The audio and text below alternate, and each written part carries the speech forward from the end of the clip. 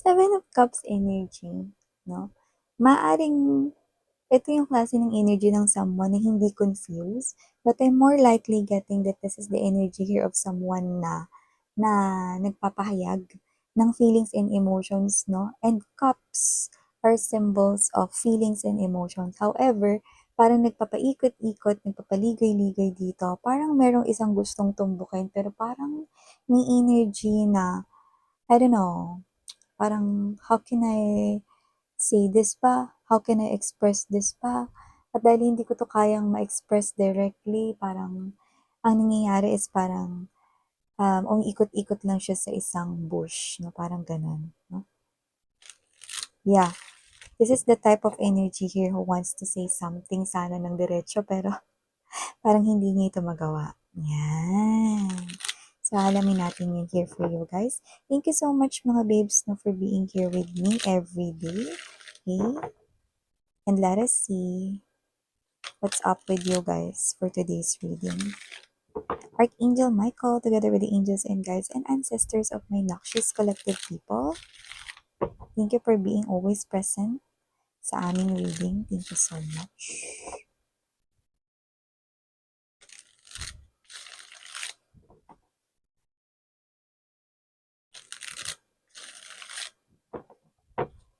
Alright, let's go ahead and get more.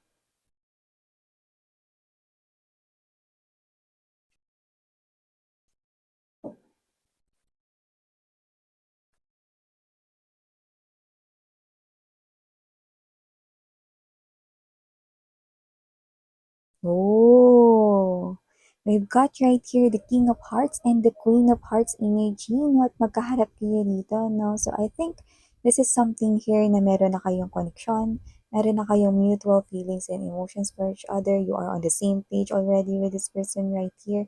Yan. So, it looks like in a relationship na kayo or you're already officially together or papunta na kayo dun sa exciting part na yon. Okay? But I'm getting a particular situation right here.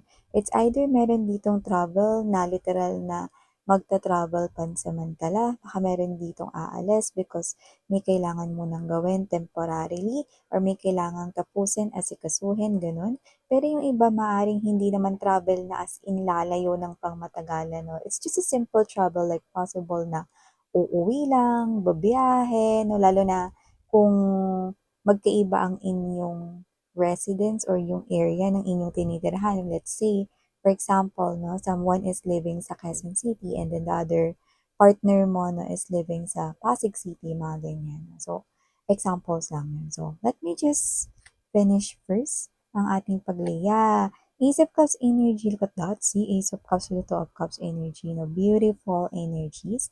This could be something here na pwedeng fresh pa lang, nagsistart pa lang, nagsisimula pa lang, but it blooms very beautifully na agad-agad. So, let's keep moving. Ang ganda nakita ko dito, no? So, may nare-realize siya dito. I'm seeing that.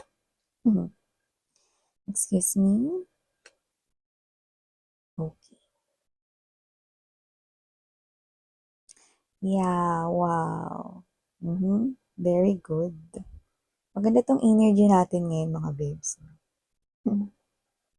So before we start digging more dito sa inyong reading, let me just greet muna everybody. Hi and hello there everyone. By the way, my name is Yan. Welcome.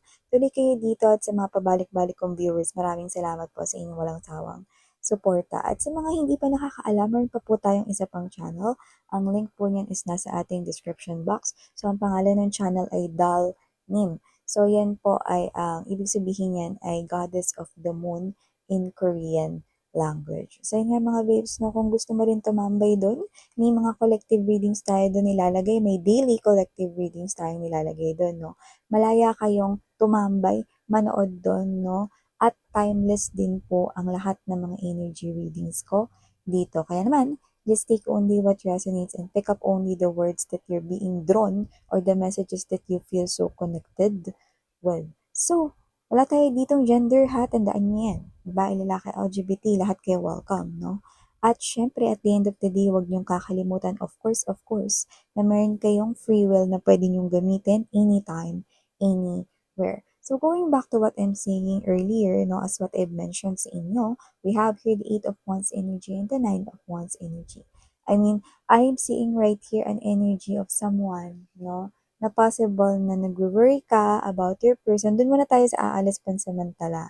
Siguro uuwi siya sa kanilang probinsya kasi may kailangan siyang asikasuhin, baka negosyo, or meron siyang kailangan na parang asikasuhin doon no, na related sa kanya ritong possible na work or business dito, no, sa Manila, no, or kung saan man, no, meron siyang aayusin or meron siyang parang aatinan siguro na occasion, no, and maaring magtatagal siya doon ng ilang araw or posibleng ilang buwan. Sa iba naman, pwedeng siguro na magtatrabaho siya sa malayo, like posibleng maging LDR kayo for quite some time, possible na ganun. Pero sa iba, maaaring hindi naman ito as in magtatagal ng ilang araw. Like literally, posibleng hinatid ka lang niya, tapos uuwi na siya. May ganun lang, no? Yan, no? Or kung asawa mo to na baka siya ay uuwi mo na dun, no? Sa house ng kayang biological parents or family niya, no? Kasi maaring may kailangan gawin or may kailangan na asikasuhin, no? So, let me just cite examples here for you to be able to understand, no? Kung anong ibig kong sabihin. So, dito nakikita ko, no, na, yun, no? Ito nakikita ko mga babes, no, na parang kayo to, you are appearing here as the Queen of Cups energy. No wonder, no, at hindi ako nagtataka kung bakit siya in love sa inyo because you're so maalaga, you're so caring, you're so loving, no, very loving ka, no, and he or she, no, fell in love dahil din doon, no? So, nakita ko dito mga babes, no, that this is something here na possible na, oh, yung mga bilin ko sa'yo ha, kumain ka sa tamang oras, huwag kang papalipas ng gutom. Nandito na rin, ano ba bang kailangan mo dito sa bag? Nailagay na ba natin lahat dito? Yung mga power bank ba, fully charged na ba yan? Yung water mo, yung baon mo, baka magutom ka while on your biyahe, ano, marami ka dito bilhin. Yung face towel mo or yung ano, yung medicine mo nandiyan na ba? Baka mahilo ka. Yung Bonamine, nakainom ka na ba? Ako endorser ng Bonamine. You know? So, nakita ka dito mga babes na marami ka ditong bilin sa kanya, no, lalo na kung siya ito, no, na pupunta sa ibang bansa or pupunta sa ibang lugar para magtrabaho ng pansamantala, no? At ano man or gaano man siya katagal doon, no? So, your person is parang iniisip mo rito, no? Kung ano pa ba yung pwede niya ritong dalhin. Chine-check mo yung mga things niya rito, yung passports mo, yung IDs mo, yung documents mo, dala mo na ba lahat? Yung laptop mo, yan. Wala ka na bang ibang kailangan? Yung baon mo, niluto ko na, ano pang kailangan mo? Yan, no? Sobrang masikaso ka dito, maalaga ka, yan. So, nakita ko dito, no, na yung iba kasi lumalabas bilang Ace of Cups to the Two of Cups energy. So, posibleng ito ay fresh or bago-bago pa lang tong connection ninyo. Kaya parang medyo nagkakahiyaan pa dito, no? But your person is not someone here na slow mag-pick up. Yan, no? So, bago ko sabihin ko ano yung sunod kong sasabihin patungkol doon, no? Sabihin ko muna yung isa, no, na kung ang person mo naman ay hindi magtatrabaho sa ibang lugar sa malayo, no, possible na inihatid ka lang niya at uuwi na lang rin naman siya sa bahay nila, no? Ganun na kasimple miss yan, no? Yung parang siya ito na parang mag-text ka pag nandun ka na sa ikaw 'to na parang mag-text ka pag nandun ka na sa bahay ninyo, sabihin mo sa'kin pag nakarating ka na ng safe sa inyo, yun may mga ganun-ganun kang mga sinasabi rito, 'no. So, nakikita ka rito na marami kang gustong sabihin sa kanya na parang ayaw mo siyang paalisin.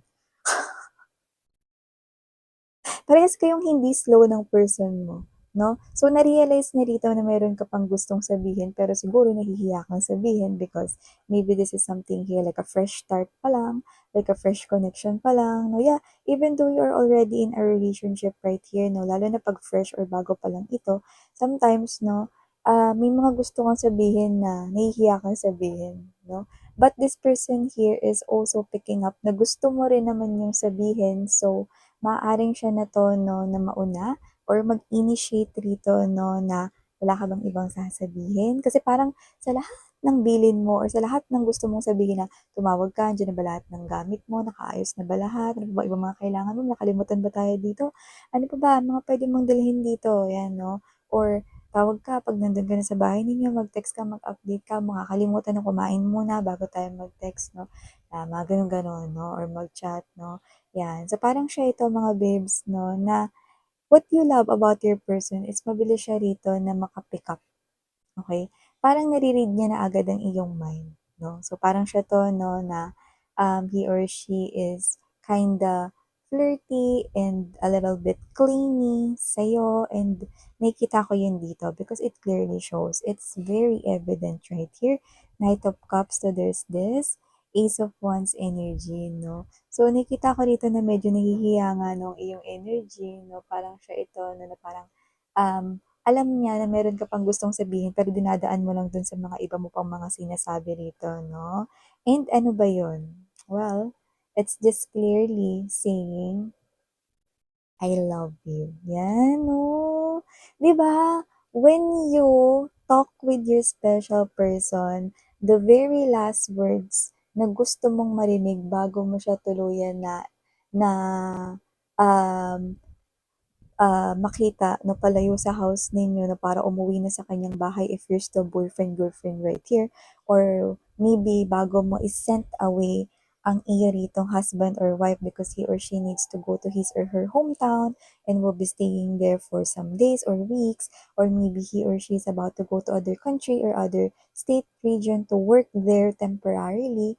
The very last, thing that you wanna hear from someone special is I love you. Nabasa na agad ng person mo yun. At saka yun rin naman yung na-realize niya na gusto mong sabihin at yun rin naman po yung hinihintay niyang sabihin mo talaga. So nakikita ko dito na maaring sabihin mo yan ng mahina or nakayuko ka or nakatingin ka sa ibang direksyon, no? Kasi yun naman talaga yung gusto mong sabihin. Parang wala ka bang ibang sasabihin? Alam mo yung iniintay niya na lang ngayon yung sabihin mo kasi nasabi mo na lahat, diba? It's like, this is you na parang I love you. Ha? Hindi ko narinig. Pakilakasan nga kasi medyo na may dumaan atang ano, sasakyan. You know? So, nakita ko dito na medyo a little bit awkward ito, 'no? And sometimes kahit na matagal na kayo ng isang lover mo, 'no, medyo nagkakahayaan kayo, 'no? May gano'n na feeling, 'no, yung para kayo nagliligawan pa rin, 'no, when you say I love you with each other, 'no? So, I think this two couple right here, 'no, both of you guys, you and this other person right here, 'no, maganda yung magiging flow ng samahan ninyo lalo na kung ito ay nagsisimula pa lamang. Because I'm seeing two people right here 'no, na, maybe you're not yet realizing this but you're already exercising, okay, kung ano yung dapat na ginagawa sa loob ng isang relationship effortlessly. It's like you are both naturally showing each other how you feel and even though this is just already the beginning of your love story, this would be an amazing one. Yeah. With this Three of Cups energy, Eight of Coins right here, and there's the Seven of Pentacles energy, no? Nakita ko dito that, alam mo yung komportable ka, no? Na parang may mga bagay na hindi mo na kailangan sabihin with your partner through words, pero nagigets niya na agad, no? And the very good thing about this, no, is that nagagawa mo yung mga bagay 'no, with confidence. Dahil parang siya yung nagsisimula or siya yung unang gumagawa ng paraan 'no, to make you do that thing 'no. So nakita ko rito na kung hindi rin naman niya initiate yun, baka hindi mo rin nasabi because you're too shy to say it or maybe baka hindi ka makatulog ng maayos sa gabi na may mga ganyan. So nakikita ko dito 'no na this is you 'no, you're very comfortable with your partner right here 'no, at maganda ito kasi nagkakaroon kayo ng familiarity as days pass by, as time pass by right here. Mas magkakaroon kayo dito 'no ng mutual understanding 'no, and there will be a chemistry na magpo-form ng very, very good bond sa inyong dalawa. So, even though this is already the beginning of your love story or maybe nasa kalagitnaan na kayo ng kwento ng inyong pag-ibig, nakikita ko na magpapatuloy ito 'no, dahil nakita ko ng parehas na energy, ng pantay na energy ng dalawang tao rito 'no, na talagang effortlessly nagpapakita 'no, ng pagtangi sa isa't isa. At from there 'no, makikita mo na agad 'no, na ito ay magtatagal. Kasi may mga connection na umpisa pa lang mga babes na makikitaan mo na rito na meron dito na parang hindi nagma-match energy ninyo. However, this person right here that we're talking about and whoever it is connecting or you're dealing with dito, no, is far different from someone na hindi connected sa'yo. But this person right here, no, knows whatever it is that you need, whatever it is that you want, even though you're not saying it. This person here reads your mind, reads your emotions. Yeah, he or she is not a tarot reader or an energy reader. He or she is not an empath or a light worker. Hindi naman kailangan. This person here loves you, and it looks like this person here is clearly knowing the deeper understanding of what genuine love really is. Wow, so amazing right here. No, see, yun din yung hinihintay niya rito, no? Bago mo siya rito paalisin, no? Gusto niya munang marinig, no? Yung I love you. Okay? And you will get that response rin naman, no? Na mahal ka din niya. So, see, I'm seeing two beautiful love birds dito. Kaya naman continue to flaunt your wings right here, mga honey, no? And stay in love with each other. Malayo ang mararating ng inyong connection. At nakikita ko rito, no, na marami pa kayo rito, no, na pagsasaluhang wonderful moments. Yeah, may mga challenges at may mga tests na paparating, but it will not budge you down.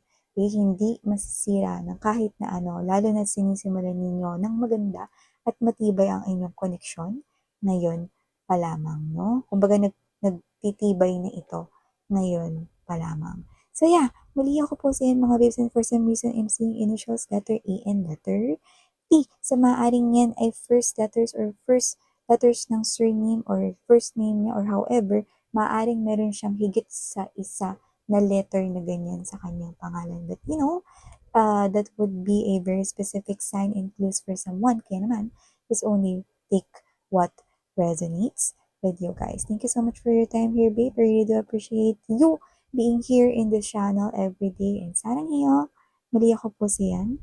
Love and light. Annyeong.